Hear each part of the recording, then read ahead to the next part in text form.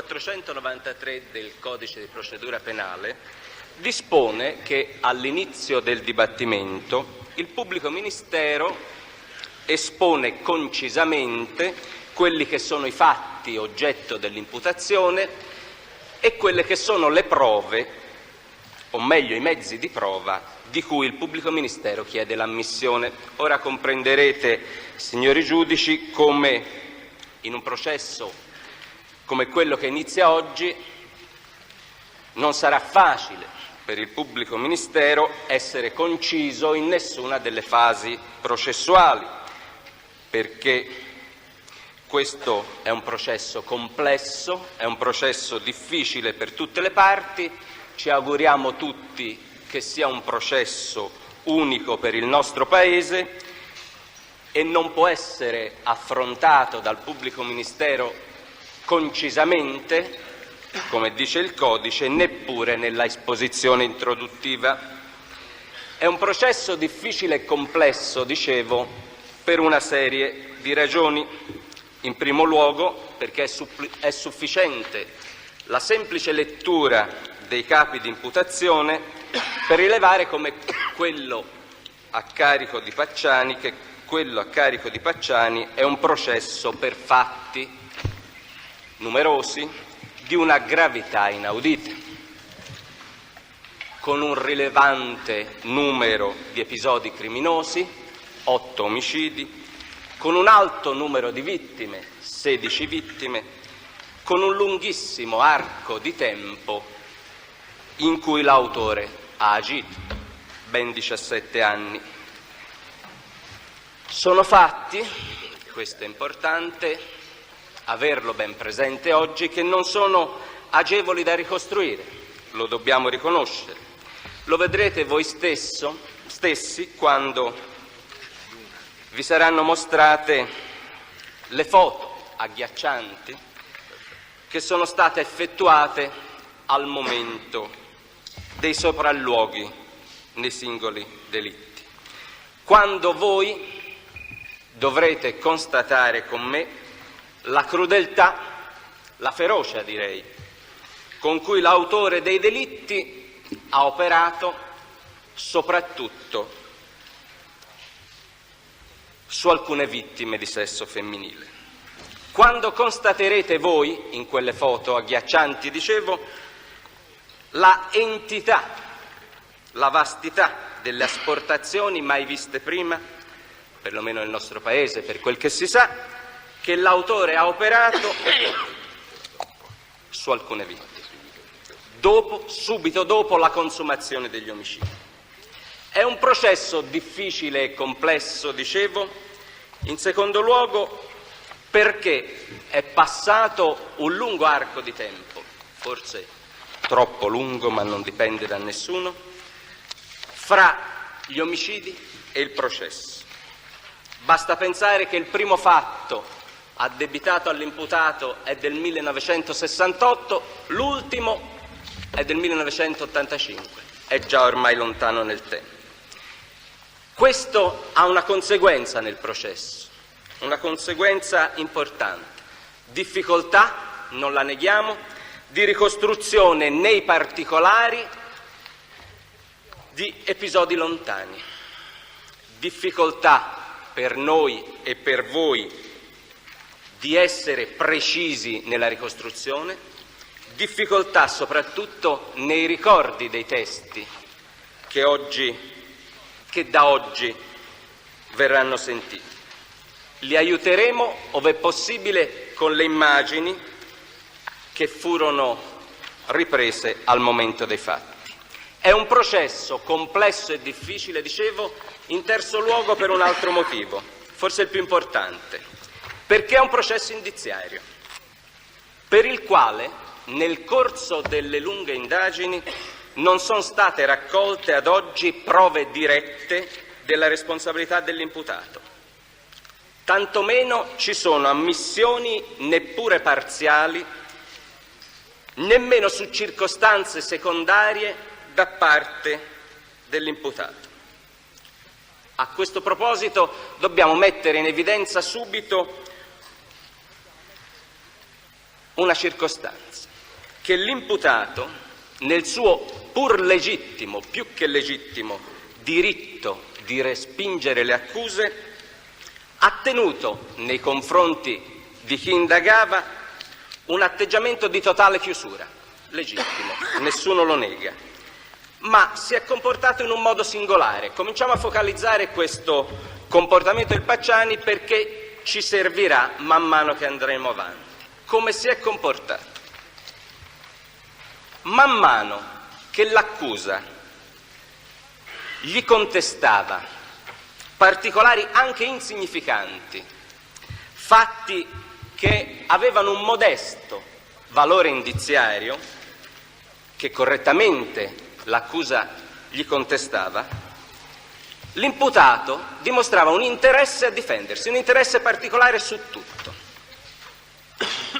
Prima condotta: io mi difendo perché quello che tu mi contesti ti voglio dimostrare che non ha alcun significato contro di me. Man mano poi che l'accusa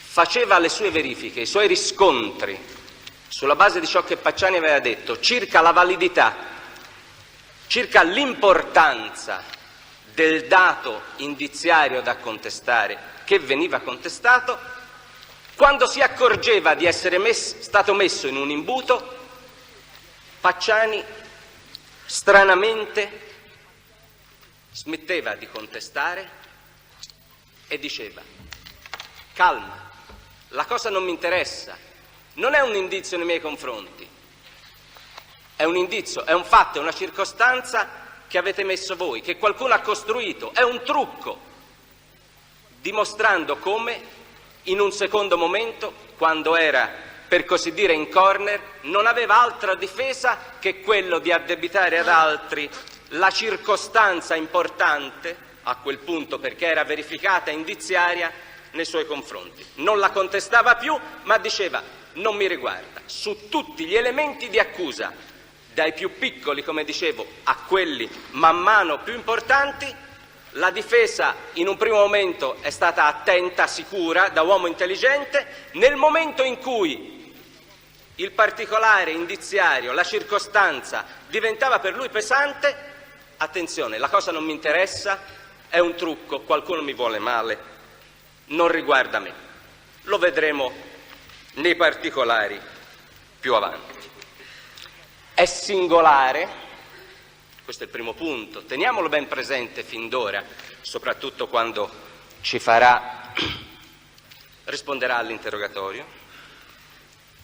È singolare in proposito come il Pacciani, anche di fronte a fatti per i quali è già stato giudicato, mi riferisco in particolare all'episodio relativo al processo che egli ha avuto per le violenze alle figlie, nel quale le prove sono state schiaccianti, lo vedrete voi quando vedrete quella sentenza, quando soprattutto sentirete le figlie.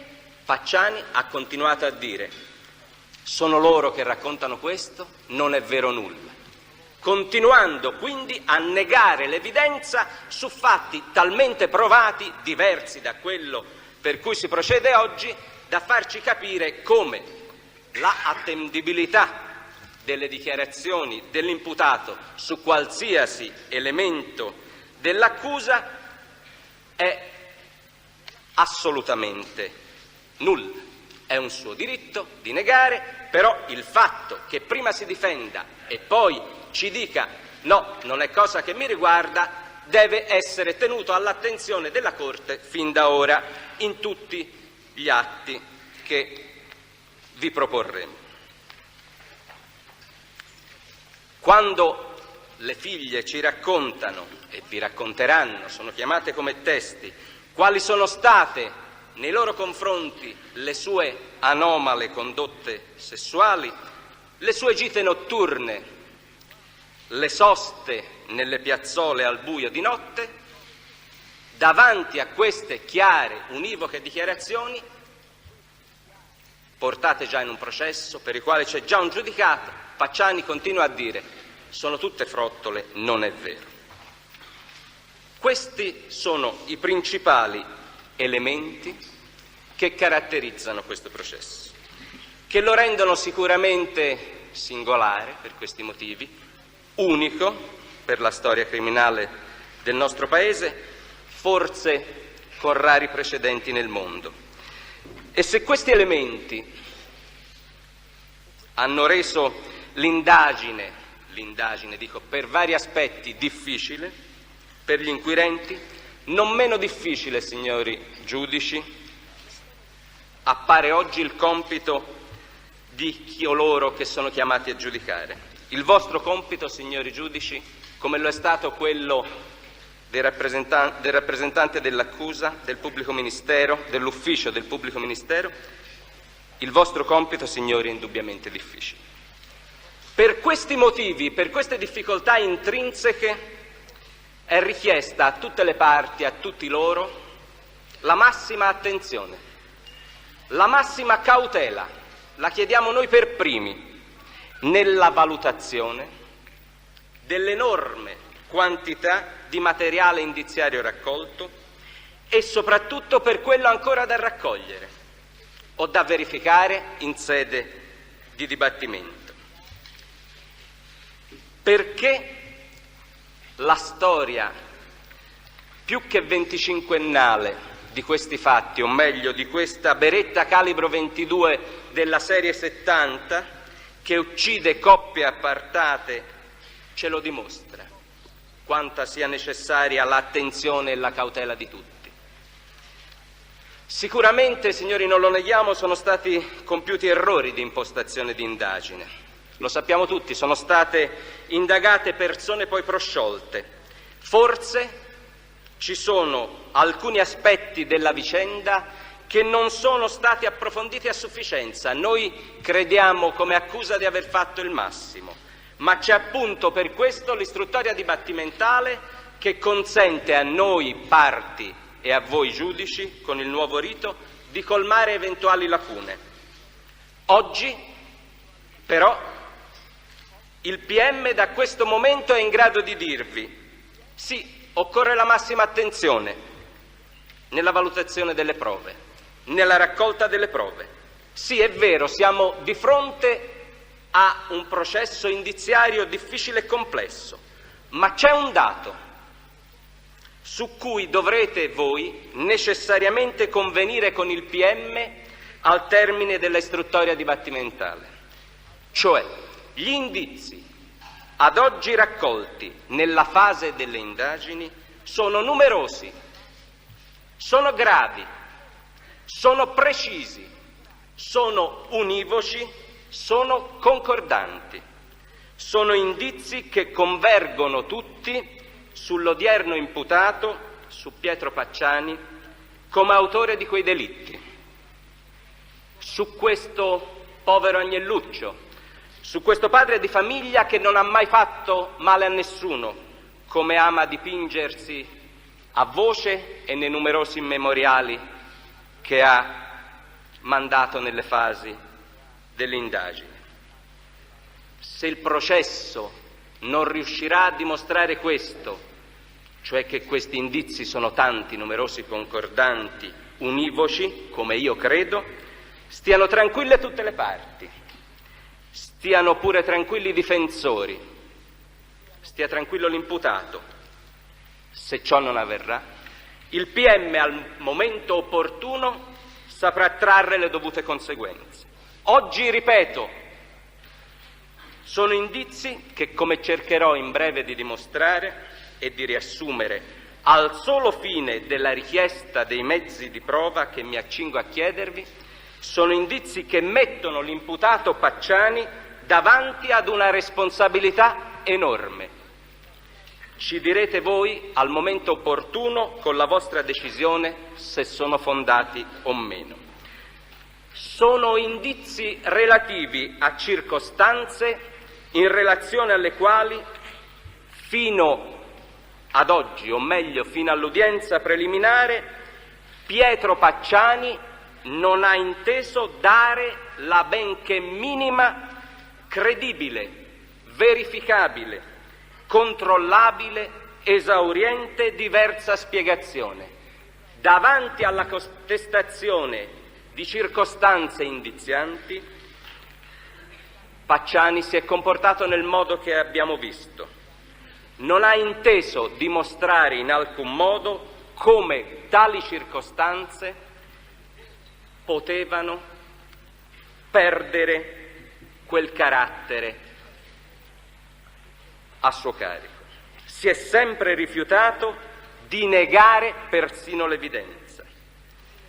Sono indizi, ricordiamolo, che tra l'altro sono sintetizzati nel decreto che dispone il rinvio a giudizio del 15 gennaio e questo è estremamente importante, ricordiamolo, perché negli atti del processo sono stati già valutati questi indizi dal Tribunale della Libertà, ovviamente a un fine completamente diverso, non certo responsabilità, non certo condanna, ma al solo fine della verifica dei presupposti per il mantenimento della custodia cautelare che era stata applicata a Pietro Pacciani e, dicevo, in quella sede il Tribunale della Libertà a questo fine ha confermato non solo il provvedimento cautelare, ma ovviamente la sussistenza di quegli indizi. Secondo elemento, sempre importante dal punto di vista del materiale indiziario e della verifica ad oggi della sussistenza di quel materiale, quella decisione del Tribunale della Libertà è stata impugnata presso la Corte di Cassazione, la quale ha confermato interamente il 14.593 la motivazione del Tribunale della Libertà. È un provvedimento, quello della Corte di Cassazione, che è negli atti, nel quale, con una motivazione ampia, vengono riassunti ed evidenziati dalla stessa Corte di Cassazione, in quel procedimento, a quel limitato fine, come quegli indizi che oggi il PM vi porta siano estremamente importanti. In quel momento erano un certo numero, la Corte di Cassazione li riassume in 8 elementi indizianti, li distingue a un fine di quella motivazione in 4 maggiormente indizianti, altri indizi semplici. Vedremo col tempo, col dibattimento, nei dettagli questo materiale e queste valutazioni già fatte dalla Suprema Corte. Fatta questa premessa necessaria, vediamo come intende procedere il PM nel fornire la prova a voi della responsabilità dell'imputato per i fatti di cui è accusato. Un discorso sul metodo. Il criterio è quello cronologico. Lo potete vedere già dalla lista testi, cercherò di spiegarmi perché se ci si spiega prima è poi più facile procedere e poi più facile capire man mano che si va avanti. Il criterio, dicevo, è quello cronologico. Occorre innanzitutto dare la prova dei fatti, la prova dei delitti. In secondo luogo si evidenzierà, in un secondo momento, come e perché si è indagato su Pietro Pacciani. In terzo luogo, in un terzo momento, sarà affrontato l'argomento più importante, si darà la prova della sussistenza di quegli indizi. Questi sono i 3 momenti in cui intendiamo andare avanti. Vediamo in primo luogo i fatti per i quali la prova è sicuramente più semplice, perché il fatto, o meglio i fatti, delitti, omicidio, nella loro devastante gravità sono estremamente semplici da provare. Tale prova è già negli atti del dibattimento, perché sul punto vi sono numerosi atti irripetibili. Ci sono i verbali dei sopralluoghi eseguiti a volte dalla polizia giudiziaria, in alcuni casi dalla polizia scientifica, che ha permesso di acquisire elementi più specifici su come gli investigatori si recarono sul luogo, cosa videro, come repertarono gli oggetti che trovarono sul posto. Ci sono già i verbali delle autopsie eseguite dai medici legali. Ci sono, su questo punto, atti irripetibili, ma ci sono soprattutto, e sono chiamati come testi, oggi coloro che sono state le prime persone, gli ufficiali di polizia giudiziaria, i medici che arrivarono sul luogo, che eseguirono quelle autopsie. Se questo è il criterio in cui si intende procedere, cioè criterio cronologico, qual è il mezzo che si intende usare per ricostruire questi fatti? Soprattutto per facilitare quel ricordo che, come abbiamo visto all'inizio, può darsi sia difficile per i testimoni per fatti così lontani. Il mezzo che intendiamo usare è quello di valorizzare al massimo la prova documentale, di valorizzare al massimo la documentazione fotografica che fu acquisita al momento dei fatti. Se la Corte lo consentirà, se lo riterrà idoneo e opportuno, attraverso quello schermo che è alla vostra destra cercheremo non solo di mostrarvi le foto in modo che tutti le possano vedere ingrandite al massimo, ma cercheremo con quello schermo di ingrandire i particolari per vedere come alcuni reperti si trovavano sul luogo del delitto, come, mi riferisco ai bossoli, si trovassero in una certa posizione o in un'altra. Se sarà possibile, se il tempo ce lo consentirà, con questo metodo inizieremo oggi stesso. Occorre però evidenziare subito, già da ora, come su tali punti i fatti, stiamo parlando per ora soltanto dei fatti, vi sono alcune circostanze relative a questi omicidi, o meglio agli eventi, che costituiscono in realtà già da ora elementi oramai certi e sicuri.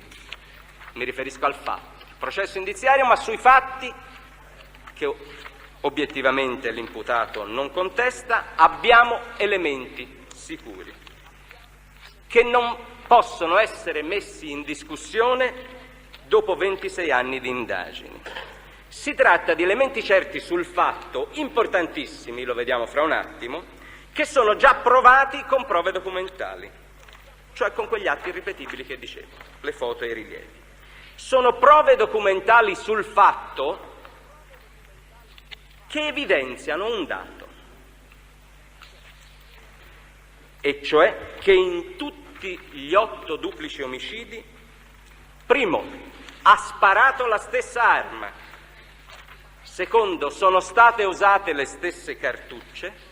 Sarà sufficiente, al di là delle perizie, guardare le macrofotografie su tutti i bossoli per vedere quanto questa verità è oggi incontrovertibile, stessa arma fin dal 68. Secondo elemento comune sono le caratteristiche ambientali relative ai luoghi ed alle vittime. Anche questo è importante, man mano vedremo perché. Ricordiamocelo soltanto, è un elemento caratterizzante, cioè si tratta di luoghi notturni, si tratta di coppie in atteggiamenti intimi, appartati. Altro punto che caratterizza i fatti e che è un dato pacifico, vedremo perché fra breve, teniamolo presente oltre l'arma, questo è importantissimo, è che in molti degli omicidi, dal 68 in poi, è stato sempre usato uno strumento da punta e da taglio. In diversi casi si è avuta anche l'asportazione di parti anatomiche. Vediamoli questi dettagli, perché io chiedo che siano sentiti i periti che si occuparono a suo tempo in occasione di ogni omicidio e degli accertamenti balistici e degli accertamenti medico-legali, perché su questo punto, che è il momento iniziale del vostro lavoro, che ci serve per capire come si tratta di un'unica serie di fatti, intendo dimostrare che esiste la prova della unicità dell'autore dei delitti. Anche questo è un dato che va provato, per me la prova è documentale, teniamolo presente. Perché unicità dell'autore? Perché? Partiamo dall'arma. Sull'arma occorre fare un discorso molto specifico, perché l'arma, essendo unica l'arma usata, è lo strumento, l'elemento oggettivo che caratterizza e che condiziona comunque la vostra decisione. Perché è ovvio, se in tutti gli omicidi è stata usata sempre la stessa arma, anche gli indizi raccolti in relazione a un singolo omicidio pesano sull'imputato per tutti gli altri. Questa è una circostanza relativa a un dato di fatto, è un elemento che li lega. L'altro elemento che li lega, lo vedremo poi fra breve, lo anticipo soltanto, una volta visto che l'arma è unica, è dato dal fatto che noi possiamo essere sicuri che dagli accertamenti medico-legali eseguiti risulta che l'autore delle escissioni col coltello di parti anatomiche dei cadaveri di sesso femminile è unico. Quindi unicità dell'arma, unicità dell'azione di colui che ha fatto quelle escissioni. Teniamo presente, lo sviluppiamo fra un po', sempre ai fini della prova. Torniamo all'arma. Perché l'arma ci interessa? Perché l'arma è importante? Lo immaginate, lo sapete, affrontiamolo subito questo argomento, di cui poi cercheremo di dare prove, di svilupparlo. Non si può negare, non lo neghiamo, che per il primo delitto dei quali oggi è accusato Pietro Pacciani, del 1968, vi è già stato un processo. Abbiamo la sentenza in atti, per il quale è stato condannato come responsabile di quel delitto Stefano Mele. È una circostanza, lo notiamo tutti, che è in parziale contrasto con l'odierna tesi accusatoria. Allora vi chiedo un attimo di particolare attenzione su questo punto, perché di quell'omicidio di cui c'è già un condannato, che ha espiato la pena, fra l'altro, risponde anche Pietro Pacciani oggi. E per quell'omicidio il PM vuole evidenziare oggi degli elementi, lo farà poi coi mezzi di prova che ha chiesto nel dettaglio.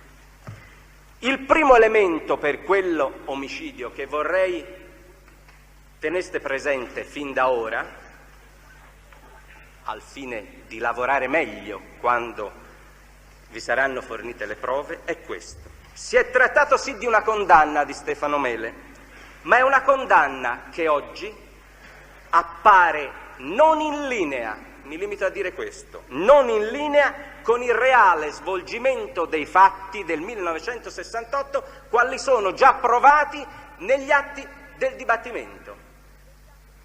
Mi spiego. Perché dico questo? Che quella condanna non è in linea? Perché ci sono delle circostanze di fatto relative a quel primo omicidio che sono talmente importanti che non possono essere tenute presenti nel momento in cui il PM vi chiede di fornire le prove per quell'omicidio. E quali sono? Primo, per l'omicidio del 1968 si arrivò al riconoscimento della colpevolezza di Stefano Mele, soprattutto, dico io esclusivamente, perché Stefano Mele confessò il delitto. confessò il delitto e fu subito creduto. Questo è importante. Confessione e si credette. C'erano motivi per crederlo allora, ovviamente, ma questo è l'elemento. Stefano Mele confessa, viene creduto. Contestualmente a quella confessione, teniamolo presente, Stefano Mele accusò in tempi diversi e successivi, uno dietro all'altro, in momenti, nello stretto giro di poche ore, accusò altre persone come autori a volte da soli o come complici. In questa parte del suo racconto, della sua confessione, non fu creduto. Strano. Per una parte si crede e per un'altra parte non si crede. Vediamo perché. Nella stessa circostanza di quella confessione non si pensò, ma non si valutò, neppure che mentre calunniava terzi, perché fu condannato per calunnia per quelle accuse fatte agli altri suoi complici, bisognava valutarlo, anche commettere un'autocalunnia. Poteva cioè accusare se stesso di fatti per i quali era innocente. Questa valutazione non fu fatta. Anzi, riportò la condanna per calunnia e la condanna per quell'omicidio sulla base di un racconto che fece insieme, cioè nella stessa confessione disse due cose, su una fu creduto e su altre no. Noi lo prendiamo come dato di fatto, andiamo avanti, perché non è questo che interessa, non è questo che io vi voglio mettere oggi davanti perché voglio provare. Vediamo perché questa confessione non è in linea con i fatti oggettivi provati. Perché? Innanzitutto quella confessione ebbe una durata brevissima, durò poche ore, pochi giorni, in quanto subito dopo la confessione, il Mele negò sempre, confessò una sola volta, un solo verbale, poi ha sempre negato fino al giudizio di Cassazione, fino al giudizio in cui la Cassazione, dopo che la Cassazione aveva rimandato atti a altra Corte di Appello, perché si rifacesse il primo processo di appello, non solo il processo di primo grado, negò di aver fatto quel delitto. La cosa in sé non ha ovviamente grande importanza, può accadere, anche se è raro, dobbiamo ammetterlo, che un imputato che confessa, la confessione abbia una breve durata e subito dopo l'imputato che ha confessato neghi, dia elementi per essere creduto sul fatto che non c'era e non gli sia dato spazio. Ma perché? Perché dobbiamo tenere presente un altro elemento per quella confessione. Contestualmente, il Mele che confessò, che tenne quella condotta anomala, calunniò e disse qualcosa a suo carico, il Mele in quel momento fu riconosciuto seminfermo di mente, quindi abbiamo confessione subito ritrattata da parte di un seminfermo di mente. Ma allora dovremo verificare innanzitutto, per levare i dubbi su quel primo omicidio, se facciamo bene oggi a indagare, o meglio a aver tratto a giudizio un'altra persona su quell'omicidio, dobbiamo verificare innanzitutto quali furono le circostanze obiettive, perché la credibilità del Mele è zero, quali furono le circostanze obiettive relative a quel delitto, perché così, circostanze obiettive, confessione, possiamo vedere quanto si fece bene a crederlo. Esaminiamo quelle circostanze di fatto, perché sono negli atti, sono in quei fascicoli fotografici, sono in quelle autopsie che sono già negli atti del dibattimento e per le quali io già oggi stesso, se ci sarà il tempo, inizierò a dare la prova documentale e testimoniale. Quali sono queste circostanze di fatto? Sono poche, ma sono significative. Riguardano il fatto, lasciamole da parte le dichiarazioni di Mele che, come abbiamo visto in questo momento, non ci interessano. Cosa successe allora non fa parte di questo processo. Le circostanze significative sono poche, ma bisogna tenerle ben presenti oggi. Mele disse, confessando: ho gettato via la pistola, indicò il luogo, fu cercata, c'è la dimostrazione che fu cercata con la massima attenzione, col massimo scrupolo, con il massimo dispiego di mezzi, ma quella pistola non fu trovata. Elemento importantissimo, perché quella pistola, sappiamo, ha sparato per tanti anni ancora. Mancò allora il primo riscontro sulla credibilità di Stefano Mele. Dice di aver gettato la pistola accanto all'auto, la pistola non si trova, questo elemento non viene preso in sufficiente considerazione.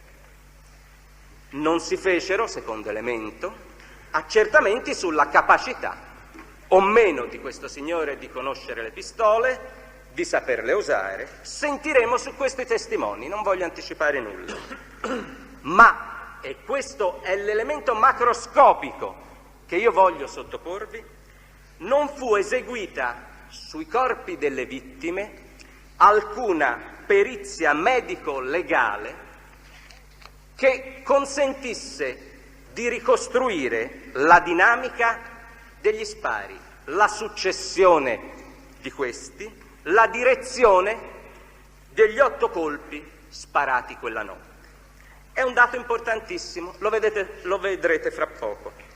Normalmente i signori giudici lo sanno, io lo spiego per i giudici popolari. Quando avviene un omicidio, è prassi che si dia incarico a medici legali, oltre di fare la semplice autopsia sui corpi, si dà un incarico a medici legali di ricostruire l'azione dell'omicida, il comportamento complessivo dell'omicida, soprattutto per vedere la traiettoria dei colpi, che si desume dalle ferite, per vedere se si riesce attraverso questo mezzo a avere indicazioni utili alle indagini. Questa perizia riepilogativa del comportamento dell'omicida allora non fu fatta, ma non fu fatta perché allora non interessava, è ovvio. C'era la confessione dell'autore, nessuno poteva pensare ai risvolti successivi di quel sopralluogo, di quei primi accertamenti medico-legali. Anzi, c'è un dato ulteriore che oggi pesa nella ricostruzione del fatto, ma ci deve far riflettere. Non solo non fu fatta una perizia riepilogativa, ma essendoci 2 cadaveri, quello dell'Occi, quello della Barbara Locci e quello dello Bianco, furono dati incarichi distinti a 2 diversi medici legali, è prassi normale, per fare l'autopsia.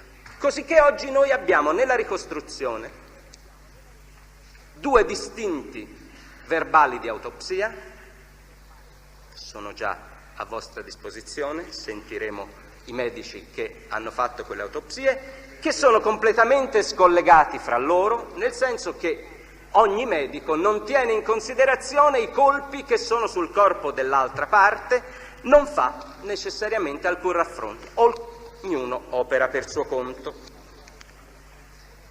Quindi nessuna indagine precisa sulla esatta dinamica di quel fatto. Primo fatto, 1968.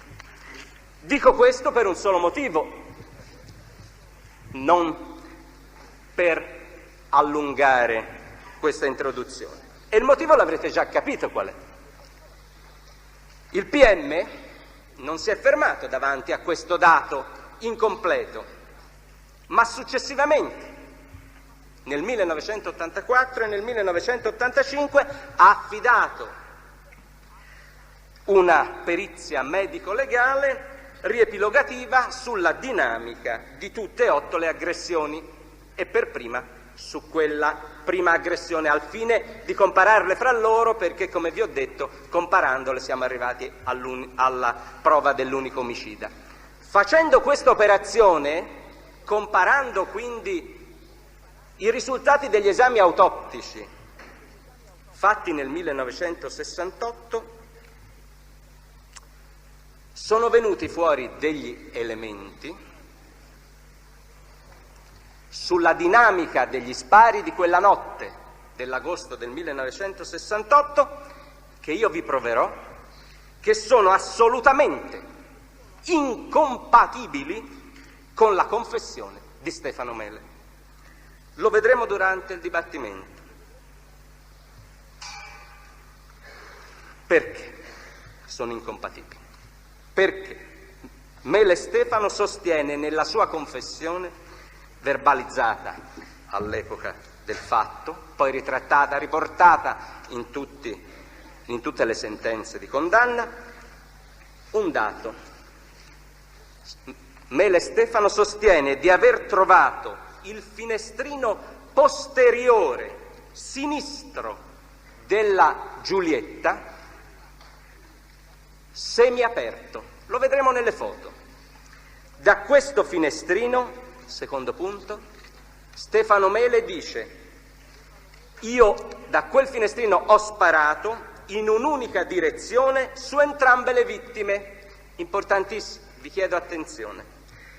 Su entrambe le vittime che giacevano entrambe sul sedile di destra dell'autovettura, sedile davanti che era reclinato davanti accanto al guidatore, reclinato, e le vittime erano una sull'altra. Era un sedile di destra che era abbassato, non interamente perché l'auto non consentiva a quel sedile di prendere la forma lineare, ma era leggermente piegato, aveva un arco di circa 30 gradi, lo vedrete nelle foto. Dice Stefano Mele: le due vittime erano l'una sull'altra nel sedile accanto al guidatore. Io, Stefano Mele, ho sparato dal finestrino posteriore sinistro e le ho colpite mentre l'una era sull'altro.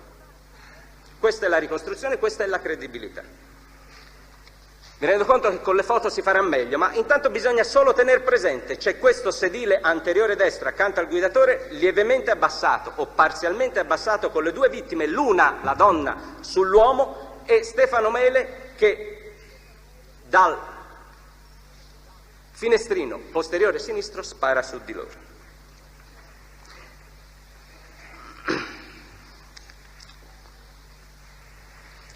Ora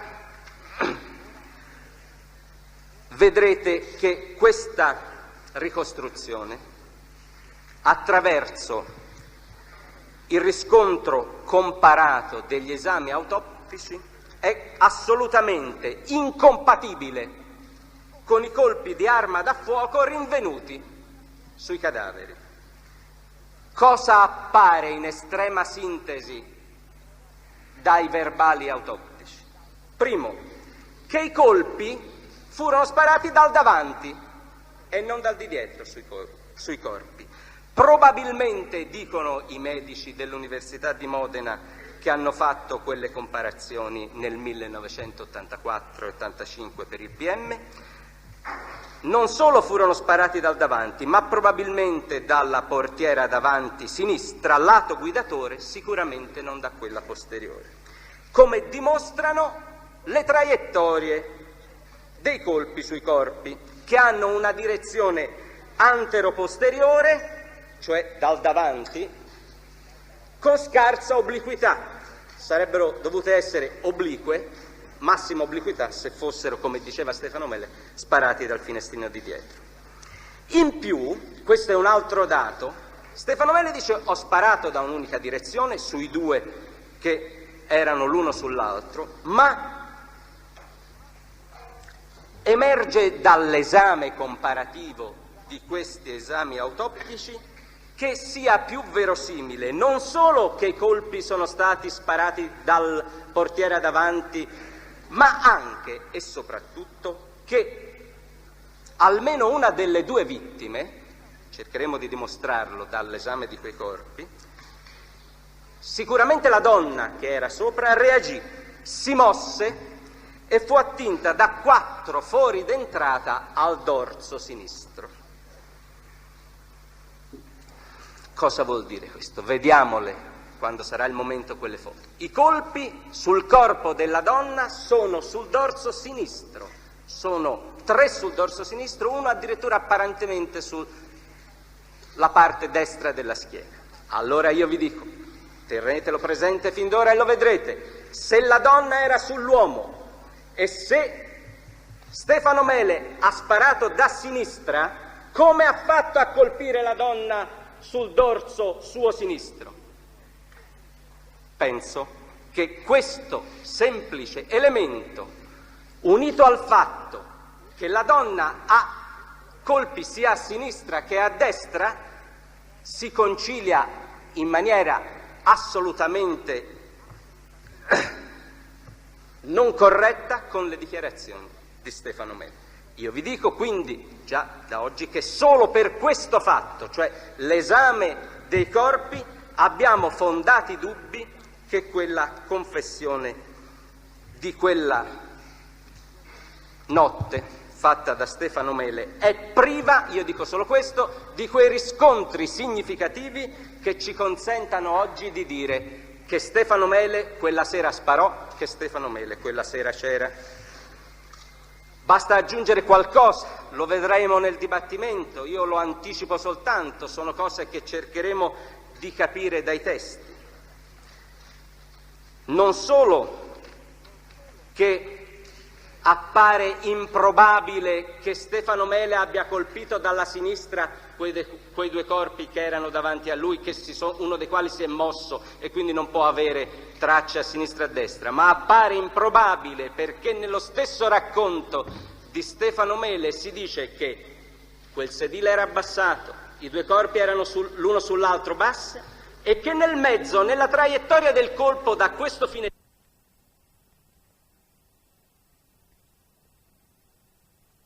sdraiato accanto alla donna, alla mamma e all'uomo, che erano sdraiati, si dice.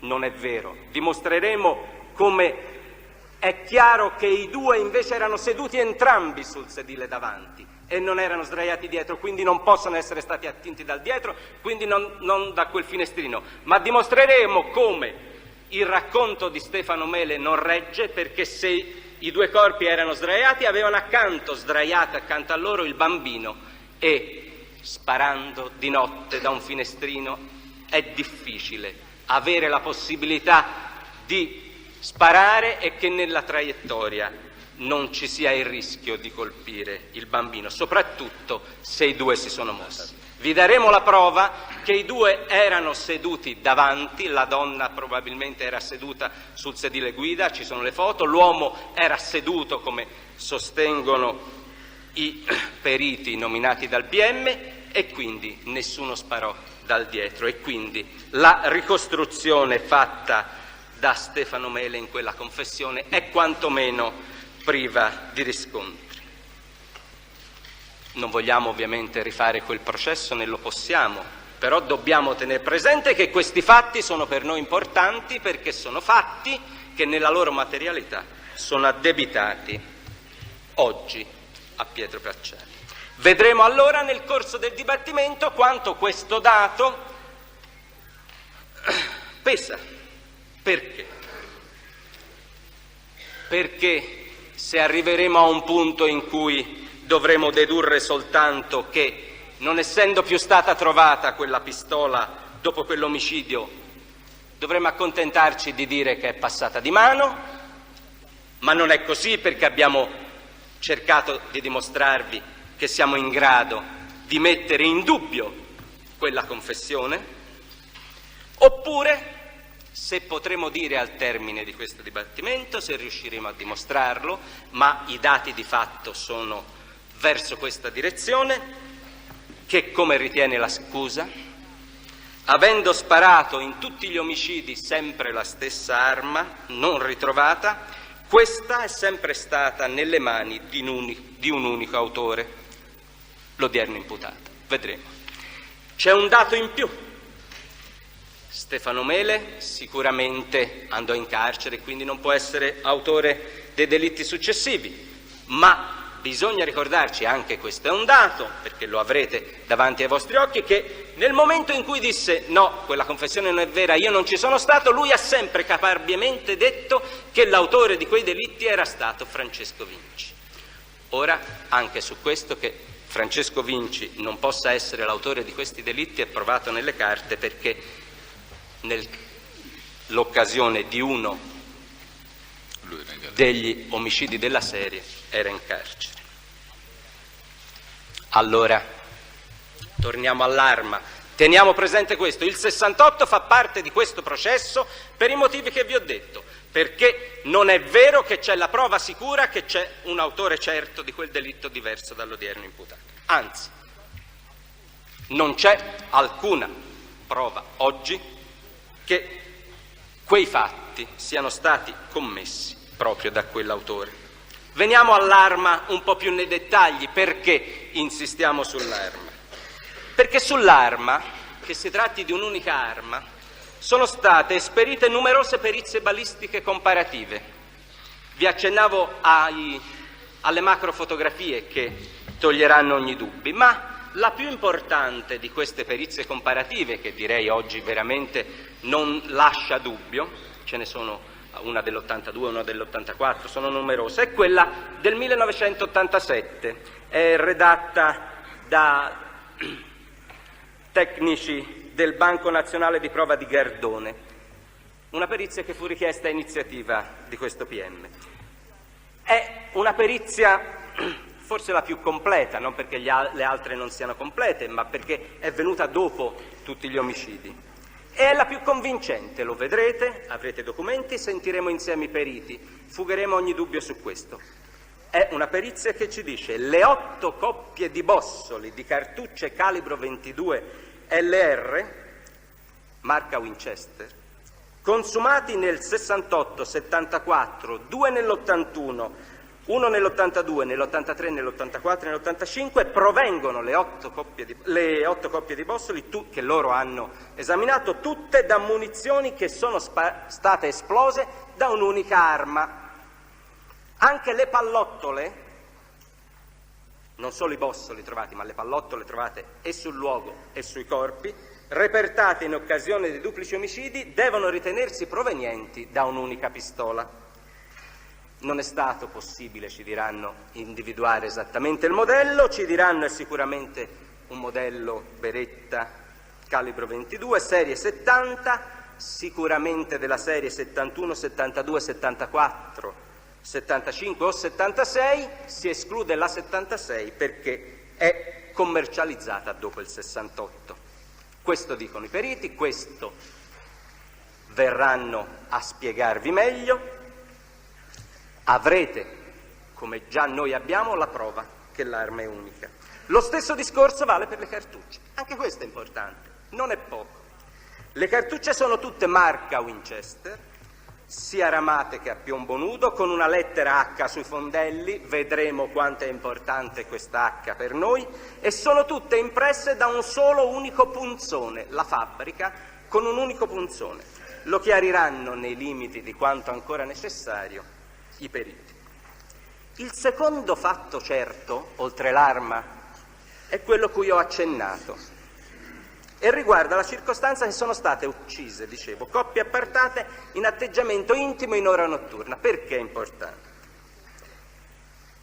Perché ci consente di capire quali sono le modalità di azione dell'autore, ci consente di valutare quegli elementi indiziari sul punto che ad oggi esistono a carico di Pacciani. Ma c'è un ulteriore elemento comune che ci fa capire come mai gli omicidi sono tutti dello stesso autore, perché dalle perizie mediche emerge chiaramente che l'autore dei delitti usa uno strumento da punta e da taglio con il quale opera l'asportazione di parti anatomiche.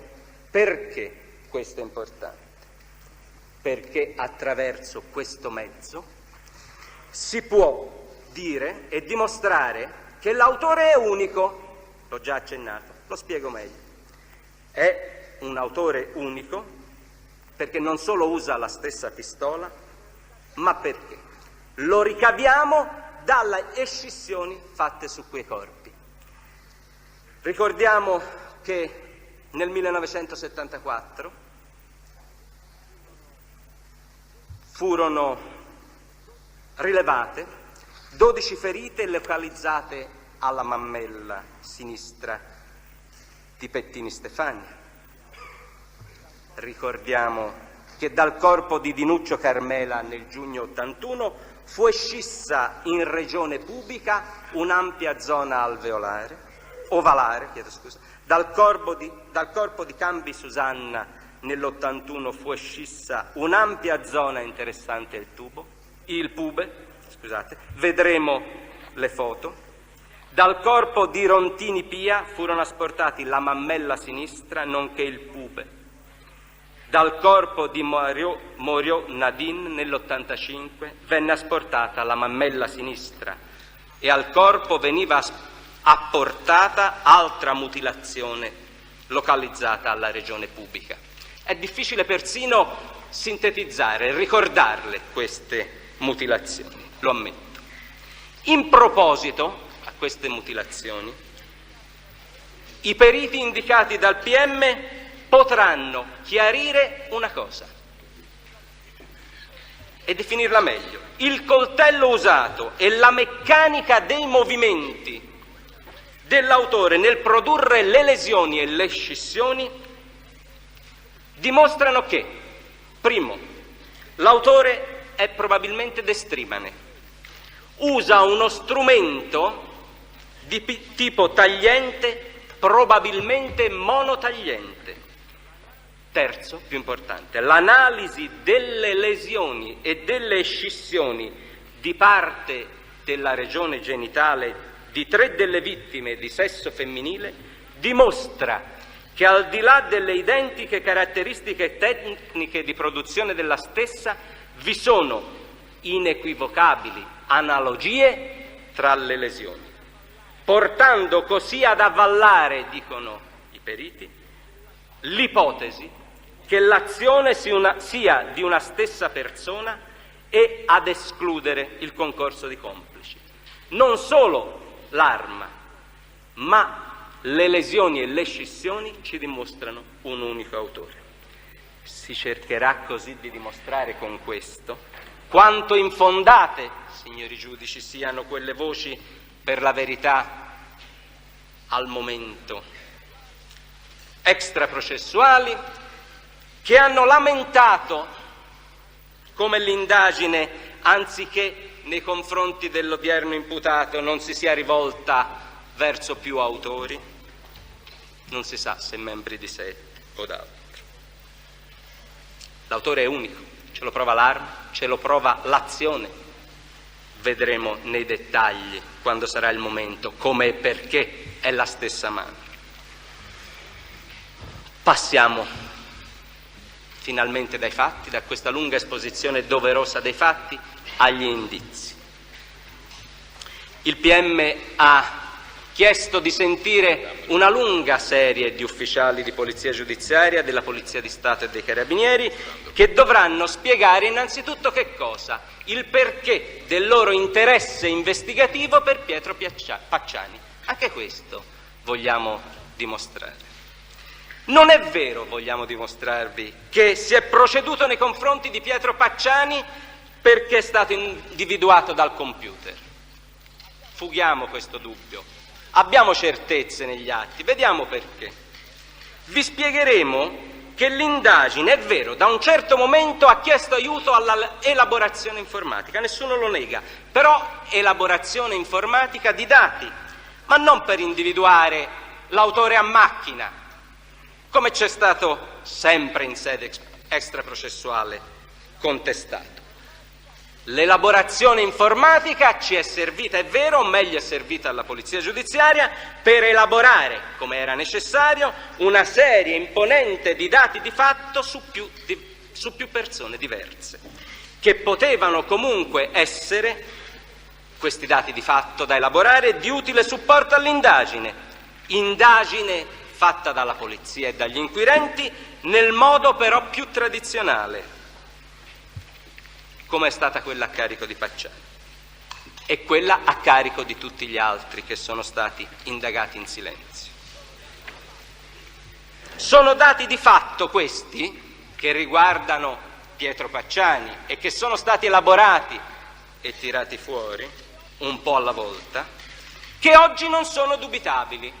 Quando si dice perché abbiamo indagato Pacciani e perché la Polizia Giudiziaria vi spiegherà il perché di questa scelta investigativa, I dati oggettivi pacifici erano numerosi. Sintetizziamo.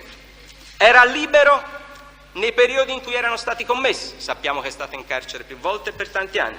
Era originario del Mugello. Sono dati di scarsa rilevanza in questo momento, o meglio, oggi sono importanti, erano importanti allora solo per iniziare l'indagine. Egli era originario del Mugello, dove aveva vissuto per anni, e si era trasferito poi nella zona di Mercatale Valdifesa. Era ed è una persona con precedenti giudiziari specifici. Questo è vero, è un dato che fu rilevato attraverso l'elaborazione informatica al Ministero di Grazia e Giustizia. Pacciani infatti aveva precedenti specifici e vediamoli una buona volta nei dettagli perché interessano questi precedenti. Era stato arrestato nel 1951, rimanendo detenuto fino al 1964 per un fatto di omicidio verificatosi proprio nel Mugello. Vedremo come questo fatto è molto più importante per capire tutta la sua vita successiva di quanto oggi non si possa pensare. In quell'occasione, nel 1951, Pacciani uccise una sorta di rivale in amore, mentre amoreggiava in compagnia della fidanzata. Agì con un coltello al viso della vittima, oltre che al petto, e agì con ben 20 coltellate, dirà la sentenza, vedremo gli atti anche di quel 51. Agì in quel modo così violento nei confronti di un rivale in amore, perché lei, la donna, la sua fidanzata dell'epoca, acconsentì alla proposta fattale dal rivale e si sdraiò supina tenendo le gambe aperte, denudando, dice la sentenza, il seno sinistro. A seguito di tale fatto importante, dopo quell'omicidio col coltello, emerge dalla sentenza come si comportò Pacciani Pietro.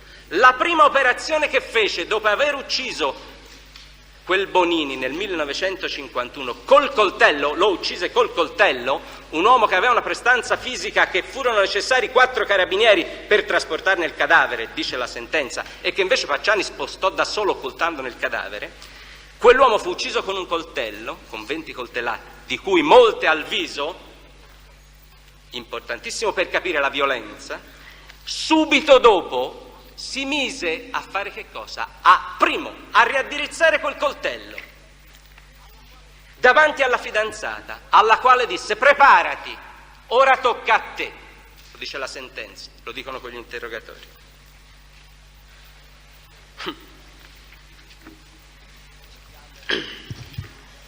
Vediamo qualcosa di più, dopo aver dimostrato la violenza già di un Pacciani 26enne.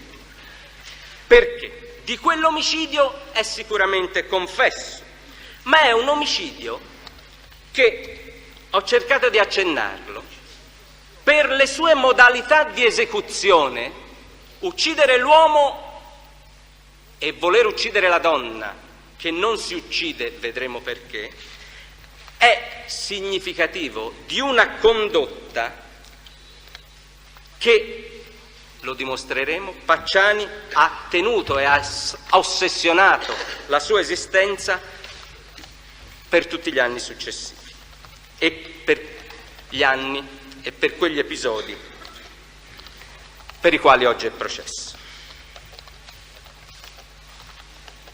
Il Pacciani, dopo quell'episodio così violento, dopo che addirizzò il coltello e minacciò la donna di ucciderla perché questa era l'intenzione, fece l'amore con lei solo e perché questa acconsentì di sposarlo e perché, dice la sentenza, e solo per questo motivo, dice la sentenza, gli risparmiò la vita. Questo è Pacciani, è uno che nel 1951 si comporta in questo modo. Cosa sappiamo e cosa sapeva, cosa seppe la polizia giudiziaria successivamente di lui? Un uomo che, uscito dal carcere, si fece la sua vita, ebbe una famiglia diversa perché non sposò più la sua prima fidanzata. Il Pacciani lo ritroviamo negli atti giudiziari nel 1987-88, quando viene condannato per un episodio ai danni delle figlie. Quell'uomo così violento nel 1951 è un uomo che desta l'interesse degli investigatori perché fu condannato nel 1988 per reati di violenza carnale alla figlia. L'abbiamo già visto. Sulla base di questi dati di fatto, su questi precedenti, iniziò l'indagine. Ma iniziò l'indagine, anche questo, vediamolo, con uno scopo. Era lo scopo che si aveva e che aveva la polizia giudiziaria allora nei confronti di tutti i possibili sospetti, cioè quello di trovare una sorta di alibi per scagionarli, per indagare altri. Era un numero così elevato di persone che non si poteva fare altrimenti. Si cercò questo, si scagionò subito in un primo momento il Pacciani. Quando ci si accorse che nel 1978 aveva avuto un infarto, si cercava un alibi, si disse, uno che ha avuto un infarto non può aver fatto tutti quei delitti successivamente. Ci si ricredette subito quando, attraverso una innumerevole serie di deposizioni testimoniali di persone che lo conoscevano, si riuscì a dimostrare e a vedere come dopo quel 1978, dopo quell'infarto, Pacciani mostrava una agilità e una forza fisica assolutamente inusuale dopo un infarto. Figuriamoci prima. Lo manifestò in tantissime occasioni che vi saranno riassunte dai testi. Siamo così giunti, dopo aver descritto le fonti sul fatto e le fonti relative al perché si indagò in Pacciani non a macchina, ma su dati obiettivi, siamo giunti a illustrare le fonti di prova in relazione agli indizi più importanti che sono stati raccolti, perché è questo il fulcro del processo. Dovevamo solo dire i fatti, dovevamo dirvi che sono tutti fatti addebitabili all'imputato, ma dobbiamo mostrarvi uno per uno quali sono gli indizi. Sono indizi che fanno parte dell'indagine perché sono frutto innanzitutto di acquisizione mediante sequestro, cioè sono dati oggettivi sui quali è difficile poter controvertire. Sono sequestro di oggetti all'imputato, primo. Secondo, sono testimonianze che cronologicamente spiegheranno le condotte conosciute, ovviamente, dell'imputato dal momento della sua scarcerazione nel 64 per l'omicidio del 51 fino alla sua ultima carcerazione. Abbiamo cercato di ricostruire, e lo ricostruiremo con i testi, tutto quello che possiamo sapere o che sappiamo della vita del Pacciani.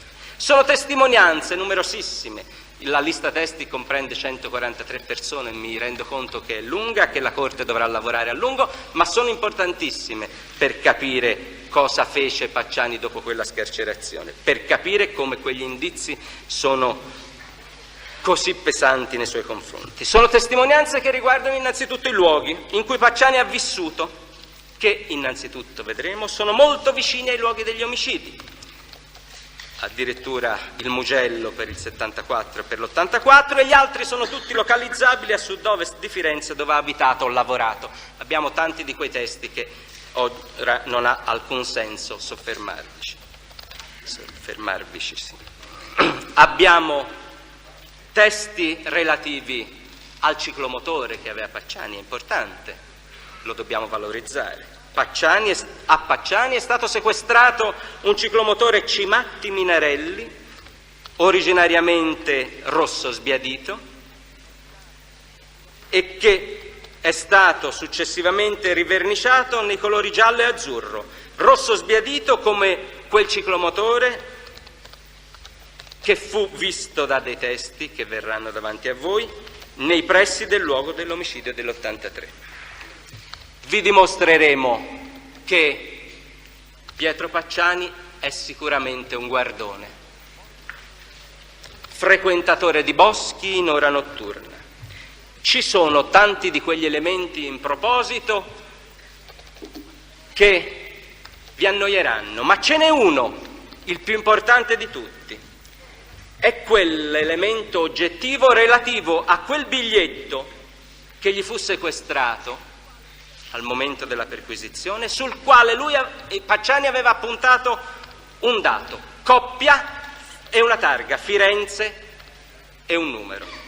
Era, si accertò, un biglietto relativo a una targa di auto di giovani che frequentavano la notte in macchina gli Scopeti, quella piazzola dove poi avvenne l'omicidio dell'85. In proposito, sul perché di quel biglietto e sul modo nel quale Pacciani si è difeso, io voglio dire solo e ricordare o esporre a loro un solo fatto. Primo, Pacciani dirà in un primo interrogatorio: non ho mai preso numeri di targa, non sono mai stato in quella strada a Scopeti. Il PM si ferma, gli dimostra che gli stessi occupanti di quella macchina dicono il contrario.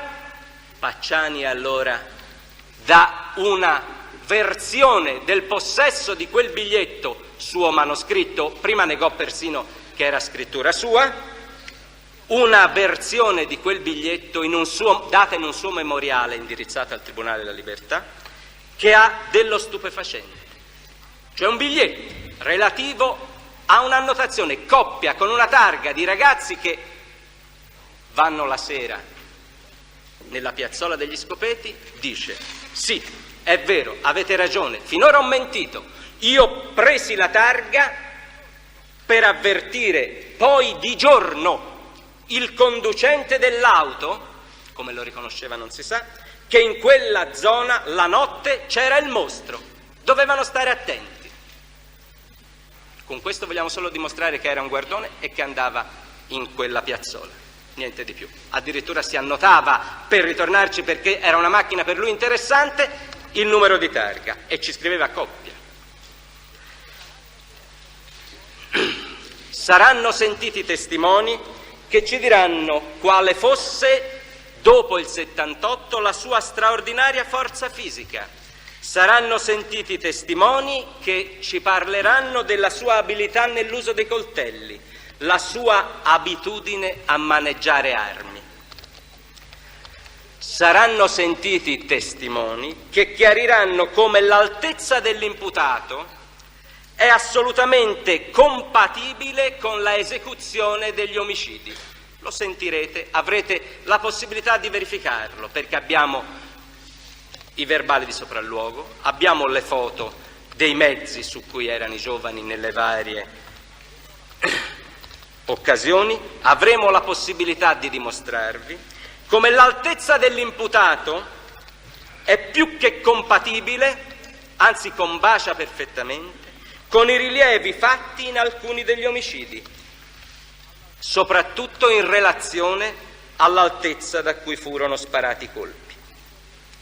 Tuttavia, questi sono indizi che ci parlano di Pacciani e della sua persona, ma gli indizi più importanti, gli indizi più concreti che vi vogliamo offrire sono sugli oggetti, come dicevo, quelli a lui sequestrati. Sono il famoso blocco da disegno Schützenbrunnen, se ne parla diffusamente nel decreto del GIP, nella sentenza della Cassazione, nella ordinanza del Tribunale della Libertà. Cosa vi vogliamo dimostrare noi col dibattimento? Che fu un blocco con il carattere indiziante massimo per il PM, che fu sequestrato il 2 giugno del 92 a casa presso l'abitazione di Pacciani e che è sicuramente suo perché su talune pagine vi aveva fatto annotazioni di propria mano. Dall'indagine che cosa è emerso su questo blocco? Sintetizziamolo e vi daremo le prove. Che Pacciani aveva l'abitudine, a distanza di tempo, di riportare fatti che riguardavano lui, annotandoli per sua memoria su carta. Così fece su quel blocco, ma erano fatti che annotava in varie occasioni diverse da quelle in cui faceva l'annotazione. Ve lo dimostreremo.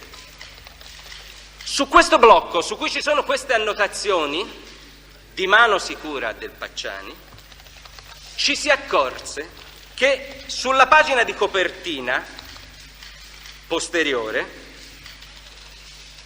compaiono delle scritte a mano a lapis e ci sono le cifre 426, 460. In merito a tale reperto, che aveva carattere importante per l'indagine, furono fatte indagini di polizia scientifica e soprattutto fu esperita una rogatoria nella Repubblica di Germania, che è correttamente inserita nel fascicolo per intero del dibattimento, ex articolo 431 lettera B del codice di procedura penale.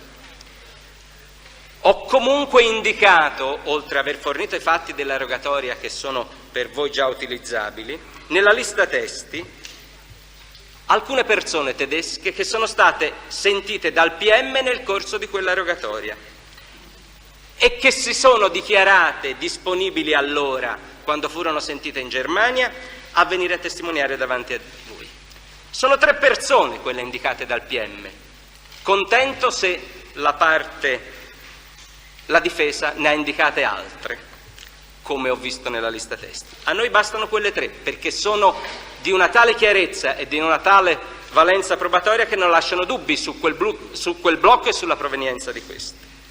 Questi testi sono la sorella di Meyer-Horst, vittima maschile del delitto del 1983, e sono 2 commesse di una grande cartoleria del paese di provenienza di questo ragazzo, Osnabrück, in Germania. Esse, queste testimonianze, hanno chiarito dei fatti. Meyer-Horst usava blocchi da disegno come quello sequestrato. 2. Il tipo di blocco era stato prodotto fra il 74 e l'86. 3. Meyer acquistava il materiale da disegno come il blocco in un negozio, il negozio Prell Shop di Osnabrück, il paese da cui proveniva. Uno identico ci fu fornito dalla sorella, che era ancora in casa, identica a quel blocco, formato diverso, lo vedremo. La commessa di quel negozio di Osnabrück, di quella cartoleria, interpellata, una delle 2, dichiarò al PM che era quasi completamente sicura che la cifra 4,60 era stata da lei scritta. L'altra commessa, Lohmann Marina, dichiarava che molto verosimilmente, qui siamo alla verisimiglianza, ma lei era sicura, ma fu prudente, che la scritta, dicevo, 4,24 era di suo pugno. Inoltre, entrambe le 2 commesse invitarono loro il PM, il procuratore della Repubblica di Osnabrück e il sottoscritto, che erano giustamente perplessi su 4 numeri, 6 numeri, 3 per 1 a lapis circa la loro sicurezza, invitarono il PM a fare una perizia comparativa e fornirono delle scritture di comparazione proprio degli anni a cui sembrava risalire il blocco. Queste scritture di comparazione furono portate in Italia, fu fatta una perizia con incidente probatorio che è agli atti, la quale ha terminato andando molto più avanti nella certezza di quelle che erano state le 2 donne, le quali, le sentirete, dissero di essere sicure, però dissero: controllatelo, noi non vogliamo far dipendere che un blocco così importante per voi diventi elemento indiziario sulla base della nostra testimonianza. Noi vogliamo essere credibili al massimo, fate una perizia, eccovi le perizie, le scritture di comparazione. Quella perizia è lì in atti, conclude: la cifra 4,24 è riconducibile alle modalità esecutive della scrittura della Lohmann. La cifra 4,60 è riconducibile alle modalità esecutive del saggio di scrittura della Stellmacher. Tale blocco ha quindi inequivocabilmente, è inutile che continuiamo a avere dubbi su questo, comunque noi cercheremo di dimostrarvelo se qualche dubbio ci sarà, ha un significato, questo blocco, indiziante al massimo, perché è necessariamente appartenuto al morto. Allora, se noi pensiamo che questo blocco era in possesso del Pacciani, che veniva da Osnabrück e che è stato riconosciuto come di proprietà di quel ragazzo, Se noi vogliamo pensare che non ha carattere indiziante, dobbiamo fare delle valutazioni di tale eccezionalità che non sono consentite, cioè che qualcuno diverso dall'Horst, del ragazzo morto nell'83, era anche lui proveniente da Osnabrück, andava nello stesso negozio, è venuto in Italia, ha lasciato il blocco da qualche parte, Pacciani l'ha trovato, l'ha conservato e l'ha tenuto a casa. Ora, mi capite che tutta questa serie di considerazioni davanti agli elementi che vi abbiamo portato è difficilmente sostenibile e non interrompe assolutamente il valore indiziante che vi ho dimostrato, perché si tratta di una ipotesi così eccezionale, non suffragata da dati di fatto, che non può essere presa in considerazione. Circa le annotazioni su questo blocco di mano del Pacciani, al PM servono per dimostrare che lo aveva lui, che è stato sequestrato a casa sua.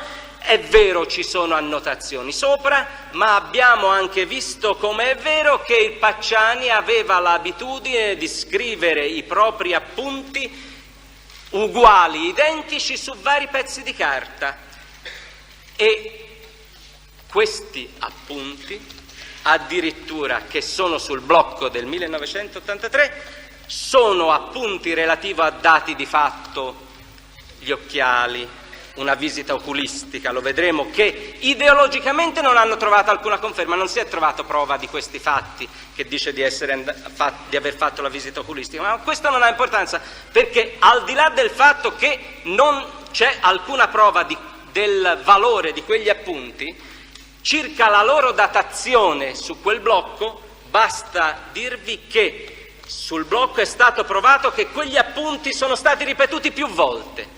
Cioè c'è traccia di quella scrittura, è rimasta traccia anche nelle pagine successive di appunti identici con le stesse identiche parole e con gli stessi identici concetti che provano come su quel blocco egli ha scritto più volte le stesse cose. Questo prova che Pacciani era abituato a scrivere le stesse cose, a riportarle per sua memoria, lo proveremo in 100.000 altri modi, cioè su altri documenti, e queste scritte venivano fatte per motivi suoi. Ci sono scritte, vedremo, che riguardano addirittura gli omicidi su altri appunti, sono scritte alle quali, se c'è una data, non si può dare alcun valore cronologico, perché Pacciani aveva l'abitudine di scriverle in più posti. C'è un altro elemento molto legato al blocco, e la prova viene sempre dalla Germania. C'è quel portasapone con una dicitura Deis che è sequestrato il 2 giugno del 92 nell'abitazione di Mercatale. La sorella del Meyer, sentita, dice di aver visto un portasapone, come quello sequestrato che le veniva mostrato, nella stanza del fratello. E su uno dei fogli interni del blocco fu rilevata un'impronta che, vedremo, sembrava riconducibile e sembra riconducibile a quella del portasapone, come se questo vi fosse stato appoggiato. Quel blocco e quel portasapone abbiamo la possibilità di provare che sono delle vittime dell'83 e che erano in casa del Pacciani, sono stati a lui sequestrati. Vedremo che valore indiziante dare a questi elementi. Ma c'è l'indizio principale. È quella cartuccia calibro 22 LR Winchester con un proiettile a piombo nudo. È questo, signori, l'elemento che ha al massimo valore indiziante, per il quale lui semplicemente dice: ce l'ho ammesso qualcuno. Vi verrà dimostrato come queste dichiarazioni del Pacciani, ce l'ho ammesso qualcuno, non possono avere alcun ingresso nel processo. Perché?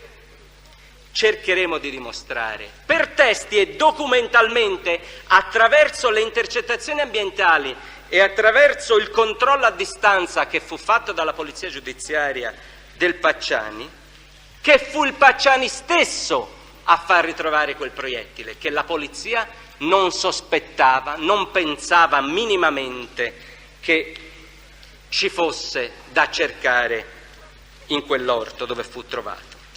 Fu proprio il comportamento di Pacciani, sentirete le sue parole, vedrete come è stato ritrovato, ve lo mostreremo al momento opportuno. Furono questi dati di fatto, subito dopo la sua scarcerazione, ultima, del 91, che indussero gli inquirenti a pensare che cosa? Uno che si comportava in questo modo, che cercava continuamente nell'orto, a pensare che Pacciani custodisse qualcosa di importante e che fosse per lui compromettente, dal momento che la cercava in continuazione, qualcosa di cui solo lui conosceva l'esistenza e il cui ritrovamento sarebbe stato per lui negativo. Gli accertamenti su quella cartuccia sono stati fatti con incidente probatorio. Il perché è stato cercato e trovato ve l'ho detto appena ora. Cosa è emerso da questo incidente probatorio su quella cartuccia trovata nell'orto? Quella cartuccia, signori, siamo in grado di dire oggi che è stata nella pistola calibro 22 che ha sparato negli 8 duplici omicidi. Ecco il carattere indiziario. Perché dico questo? Perché i risultati dell'incidente probatorio sono chiarissimi e sono molto più importanti di quello che si pensi. Perché? Per ordine. In ordine. La cartuccia reca impressa innanzitutto sul fondello la lettera H. Fu rinvenuta in una cavità di un palo di cemento per sostegno di viti. Quella cartuccia è proprio una calibro 22H, long rifle, marca Winchester, munita di pallottola a piombo nudo. Cosa dicono i periti che hanno eseguito la perizia nell'incidente probatorio? La lettera H stampigliata sul fondello della cartuccia sequestrata a Pacciani è uguale, la lettera H, attenzione, cominciamo da quella, a quella sui bossoli repertati negli omicidi. Vi è una coincidenza morfologica delle lettere e la prova che si tratta di un identico punzone usato, o meglio il punzone fatto dalla stessa matrice, quello che ha impresso l'H. Andiamo avanti, perché anche qua non sono determinanti questi, sono importantissimi queste identità, ma non è solo questo. Ci sono deformazioni su quella cartuccia che dimostrano come vi sia stato un disassamento fra la pallottola e il bossolo e vi sono tracce di un avvenuto inceppamento di quel proiettile in una pistola. Vi è una presenza su quella cartuccia di una serie di microstrie rettilinee parallele sul margine esterno del fondello. Microstrie che si verificano durante l'introduzione in canna. Un esperimento fatto alla beretta dimostra che tali microstrie sono sempre riferibili ad una sola pistola. Le comparazioni poi effettuate sulle microstrie per dire che quella cartuccia è stata in quella pistola, le comparazioni fatte fra il bossolo trovato a Pacciani e i bossoli repertati degli omicidi ci dicono innanzitutto, dico innanzitutto perché c'è dell'altro, che sono comparazioni che ci danno una buona identità, un'identità significativa, una buona coincidenza all'andamento delle microstrie e sono dovute a bossoli entrati in canna ma non percossi. Perché i periti non vanno oltre? Ma è normale. Come si può in un accertamento di questo genere su questo dire di più? Ma questo è un elemento che voi cercherete di sviscerare al massimo, che ci permette di dire come quella pallottola fu in quella cartuccia. Ma dico altro, perché non è questo l'elemento unico, è il successivo accertamento che hanno fatto i periti del GIP, i periti nominati nell'incidente probatorio, che ci levano ogni dubbio. Non è il fatto della buona identità, dell'identità significativa, è un'altra circostanza importantissima. E qual è? Sul bossolo trovato a Pacciani, oltre alle tracce del disassamento, c'è un'incisione, un solco rettilineo cioè un altro dato rispetto a quello di cui abbiamo parlato finora, un'incisione con un solco rettilineo con una microstria proprio sul bossolo, dovuta all'inserimento manuale della cartuccia nel caricatore. Uguali, qui si dice uguali, uguali ci dicono i periti, incisioni, come quella su quel bossolo, sono sui fondelli dei bossoli repertati nell'omicidio Migliorini Mainardi dell'82 e Meyer Rush dell'83. In alcuni tratti le microstrie comparate sono coincidenti col bossolo dei Pacciani. Coincidenti, qui non si parla più di buona identità e identità significativa, si dice che in due casi, due bossoli, ci sono delle microstrie coincidenti e ci spiegano anche come e perché degli altri omicidi non è stato possibile trovarli, perché c'è stato lo sparo e quindi quella microstria non sempre è visibile. In quei bossoli di quegli omicidi dell'82 e nell'83 lo sparo non ha alterato quella traccia e ha consentito ai periti, lo vedrete voi nelle macrofotografie, di dire che sono identici. Allora, ecco perché diciamo oggi che la cartuccia è stata con sicurezza in quella pistola, nella pistola che ha sparato sicuramente nell'82 e nell'83. Di questo c'è prova sicura. Per l'altra abbiamo buona identità significativa, buona coincidenza e la giusta cautela dei periti. Ma a proposito della pistola in mano a Pacciani, o meglio di una pistola, c'è da dire qualcosa ancora. Ci sono, e ve li porteremo, dei testimoni che con difficoltà hanno ricostruito un episodio della loro vita, che volevano aver dimenticato e che saranno portati davanti a voi con qualche cautela sulla loro pubblica identificazione, i quali dicono e vi diranno di aver riconosciuto Pietro Pacciani, non una persona qualsiasi, di notte vicino a San Casciano, vicino al cimitero, poco distante dalla piazzola dove avvenne l'omicidio del 1985, Pietro Pacciani che aveva una pistola in mano mentre li guardava fare l'amore in macchina e riuscirono per fortuna a scappare. Vi spiegheranno come videro Pacciani, come lo riconobbero. Mi sembra, signori giudici, un riscontro circa il possesso di un'arma, circa il portare un'arma in ora notturna fuori davanti a coppie che fanno l'amore, un riscontro di non poco conto.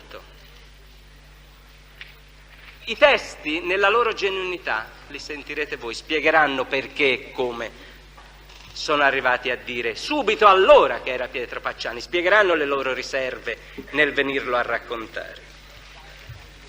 E in punto di concordanza di indizi, la pallottola che era in quella pistola e che era nel suo giardino fatta trovare da lui e il fatto che una notte era a spiare, questa è la parola esatta, due in macchina che facevano l'amore, che pensandoci oggi si sono salvati probabilmente per miracolo, è un punto che come concordanza di indizi non è poco. Vi sarebbe quell'altro indizio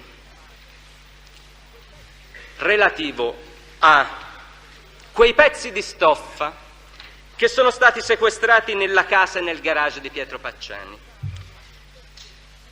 Pezzi di stoffa a cui mancavano due strisce. Le due strisce che facevano parte di quei pezzi di stoffa che erano della figlia del Pacciani, che gli erano stati regalati da una signora presso cui lavorava, sono venuti, in mano un giorno ai carabinieri di San Casciano e in questi pezzi di stoffa che facevano parte sicuramente di quelli che aveva Pacciani in casa e nel garage,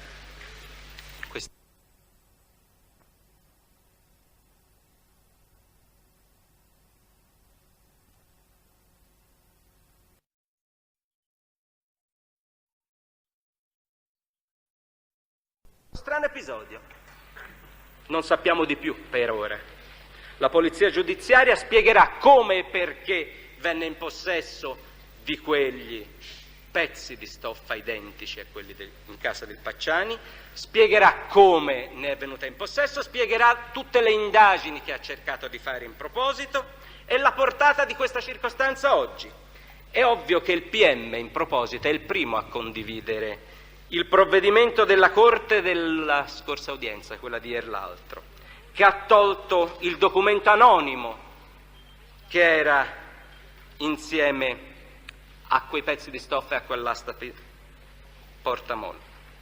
Perché non solo ce lo dice l'articolo 240 del Codice di procedura penale che non si possono utilizzare gli scritti anonimi, ma è il primo il PM a dire: signori giudici, nella massima attenzione che vi ho chiesto all'inizio, nella massima cautela, il primo nostro e vostro dovere, oltre che imposto dalla norma processuale, è un dovere che noi abbiamo in questo processo come in tutti gli altri: non prestiamo alcuna attenzione al contenuto dei documenti anonimi, limitiamoci ai fatti, vedremo se riusciremo, se l'autore si farà vivo o se riusciremo in un secondo momento a individuare come e perché quella asta e quegli stracci furono inviati ai carabinieri. C'è infine, dico infine, un ultimo elemento indiziante, gravissimo, a carico dell'imputato. Il PM lo intende porre oggi all'attenzione della Corte. L'accusa oggi a questo elemento indiziante non ha inteso dare la giusta importanza. Non lo troverete fra gli indizi valutati dalla Cassazione, non lo troverete negli indizi valutati dal Tribunale della Libertà a sufficienza. È, per intendersi, un indizio grave per il quale non sono state raccolte prove decisive valutabili oggi in dibattimento. Per intendersi, non è stata fatta ancora alcuna perizia. È un elemento da valutare pienamente ancora. L'abbiamo, la pubblica accusa, lasciato volutamente all'attenzione della Corte oggi. Il dibattimento proverà se si tratta anche in questo caso di un indizio grave ed univoco. Si tratta di un documento che il PM intende oggi porre alla vostra attenzione. È un documento che necessita di una attenta valutazione ancora. È un documento che, a parere del PM, può completare come documento quelle informazioni che oggi abbiamo sulla personalità del Pacciani, su quest'uomo che si è sempre presentato come un povero agnelluccio, un padre di famiglia, che fino alla vostra decisione ha tutto il diritto di godere della presunzione di innocenza. Non si tratta di un semplice documento, è un quadro. Perché interessa questo quadro? È un quadro che è stato sequestrato in casa di Pacciani e ha un soggetto particolarissimo. È un dipinto che porta la sua firma, per fortuna, nonostante ne abbia negato persino la paternità. È firmato dall'autore, per fortuna, dicevo. E questo è importante, questo documento porta un titolo messo da Pietro Pacciani. Il titolo è Un sogno di fantascienza. Ha una data. Teniamola presente questa data oggi. La data che è su quel documento è 10 aprile 1985. Perché vi dico importante? Al solo fine di tenerla presente. Perché dovrete ricordare che l'11 aprile 1951 fu commesso il primo delitto per il quale è già stato condannato Pietro Pacciani. Il primo delitto nel quale, come abbiamo visto, Pietro Pacciani voleva uccidere la donna e l'uomo, uccise solo l'uomo, salvò la donna. Vi ho detto perché. Ma è un delitto, per questo importa la data 10 aprile 1985 e 11 aprile 1951, un delitto commesso l'11 aprile del 51 che dimostra come Pacciani, quel delitto, avesse allora seguito per più giorni la sua fidanzata, perché sapeva che andava ad amoreggiare col Bosco con altri, perché risulta dagli atti del processo che c'è la possibilità, se non la certezza non lo potremmo mai dare, che aveva seguito nei giorni precedenti la donna e che la uccise solo l'11 aprile del 51 perché la trovò in compagnia dell'uomo. Allora è un'ipotesi sicuramente suggestiva, prendetela solo per quello che è, la valuteremo con calma dopo. È una data per lui, il 10 aprile, che può avere un significato. Può darsi, è solo un elemento suggestivo, me ne rendo conto, che quel 10 aprile per lui sia una data in cui abbia maturato qualche decisione poi messa in atto un 11 aprile. Il PM non intende andare avanti ovviamente sulla data o su elementi suggestivi di questo quadro, non ha assolutamente importanza, è un elemento, così, lo prendiamo per quel che è, ma è un quadro per il cui contenuto nel corso dell'indagine il PM, pur non avendo fatto perizie, ha cercato di avere un parere tecnico della massima levatura scientifica. È in atti.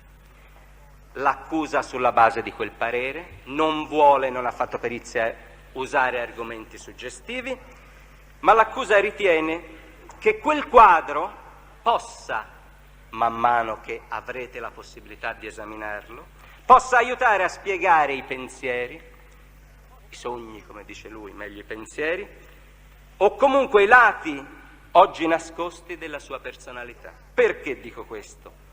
Sempre non volendo fare leva su argomenti suggestivi, ma rimanendo solo ai fatti. Come potrete vedere voi stessi quando esaminerete con un po' di attenzione quel quadro, è un quadro che viene non certo da un povero contadino ignorante, come oggi si vuole mostrare, bisogna cercare e cercheremo di dimostrarvelo come era Pacciani negli anni che ci interessano, ma comunque è un quadro che dimostra innanzitutto che è un uomo dotato di una forte personalità, un uomo scaltro e intelligente. È un dipinto nel quale apparentemente, fatti necessari accertamenti e approfondimenti, l'elemento che colpisce con maggiore forza è quello della violenza. È indubbio. Una personalità violenta, di una violenza inaudita se si guarda il quadro. Sembra una violenza che trovi espressione nella sessualità. Perché dico questo? Vedrete come le immagini ricorrenti di questo quadro sembrano avere quantomeno un contenuto simbolico. Sono mummie ripetute, sono teschi, sono simboli identici ripetute più volte. Lascerei il fatto che ci sono 6 croci e 6 petali, a quel momento erano stati compiuti 6 omicidi, lasciamolo da una parte, è suggestivo, o meglio erano state ammazzate 6 donne.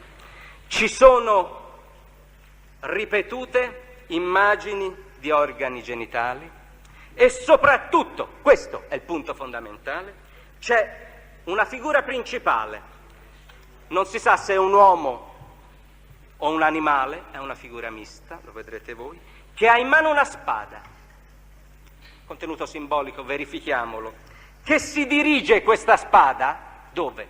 Al pube di una delle numerose mummie.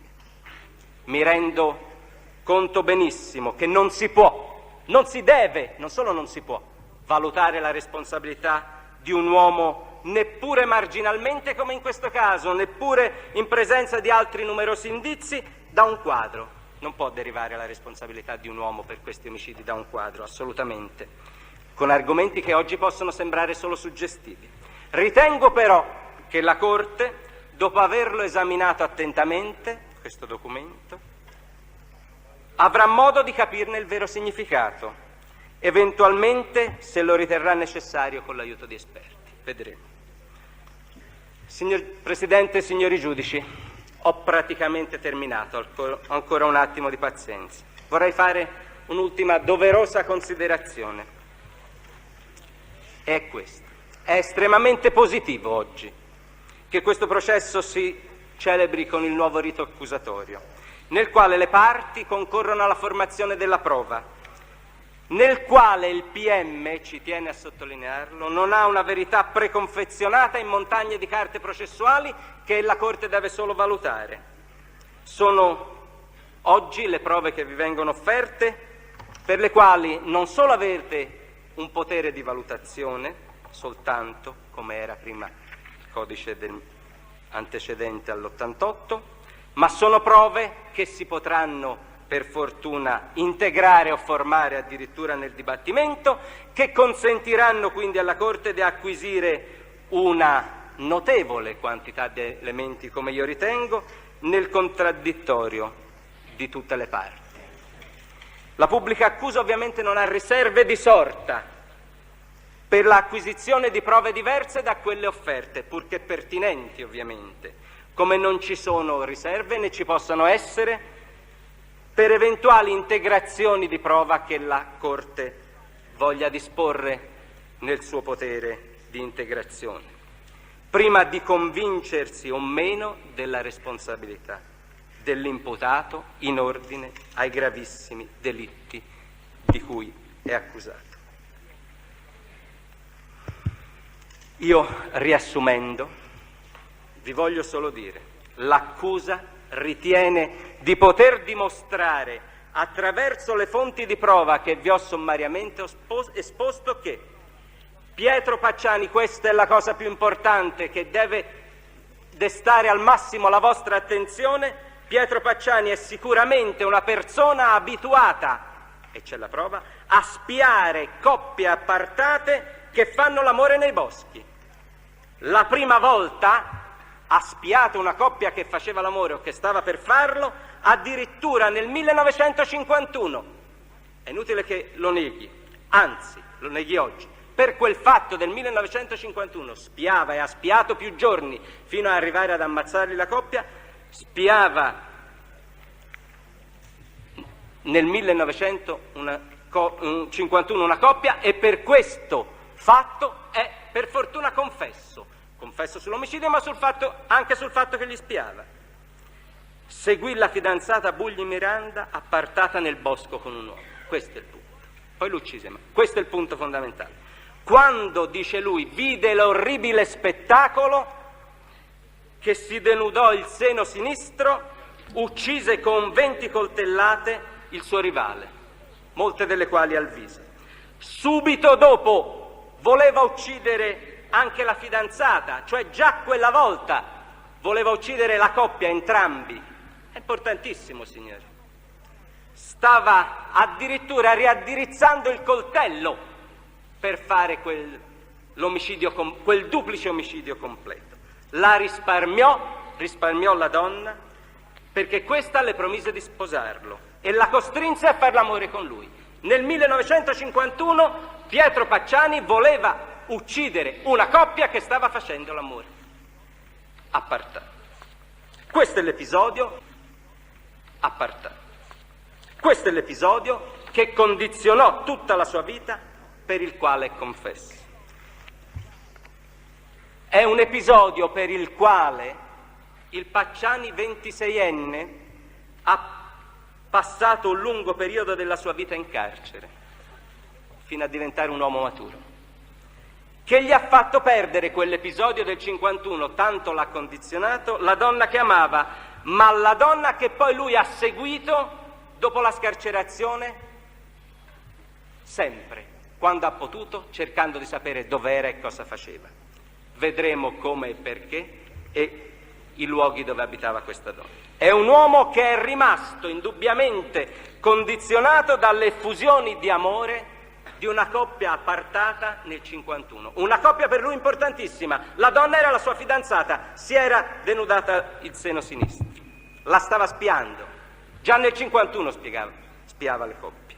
Un uomo violento che ha inteso il sesso sicuramente come violenza, basta pensare alle violenze imposte alle figlie fin dalla giovane età. Un uomo, un guardone, nel cui orto nel 92 è stato rinvenuto un proiettile che è stato sicuramente nella canna della beretta calibro 22 con cui sono stati commessi gli 8 duplici omicidi.